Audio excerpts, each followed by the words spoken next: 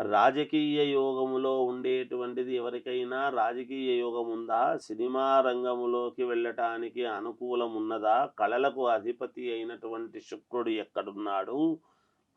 తర్వాత మరి యోగాలనిచ్చేటువంటి గురువెక్కడ ఉన్నాడు? ఆరోగ్యాన్నిచ్చేటువంటి ఒక వెలుగును ప్రసాదించేటువంటి సూర్యుడు ఎక్కడున్నాడు? మన స్థితిగతులను నిర్ణయించేటువంటి గ్రహాలు ఎక్కడ ఉన్నాయి? అన్నీ ఒక్కొక్కరికి ఒక్కొక్క రకమైనటువంటివి ఉంటాయమ్మా దోషాలనేటువంటివి. గురుగారు. అందుకని ఆయా దోషాన్ని బట్టి ఆయా పరిష్కారాలు ఉంటాయి ఎప్పుడూ గూడా. అన్నిటికీ ఒకటే రకమైనటువంటి పరిష్కారము ఉండదు. అవును గురుగారు. అందుకని ఎవరి జాతకములో వాళ్ళది చూసినప్పుడు అక్కడ ఉన్నటువంటి గ్రహస్థితులను బట్టి ఎక్కడ తేడా ఉందో ఆ తేడా ఉన్నదాన్ని మనం ఎలా గమనించి చేసుకోగలుగుతాము అనేటువంటిది చేసుకుంటేనే మనము జీవితము ముందుకు వెళ్ళడం అనేది జరుగుతుంది గాక.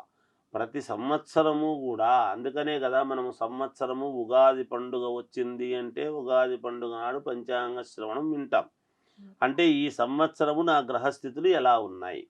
ఏమిటి? అని తెలుసుకోవడంలో ఆంతర్యం ఏమిటంటే దాన్ని బట్టి నడుచుకుంటే మనకు మేలు జరుగుతుంది అని.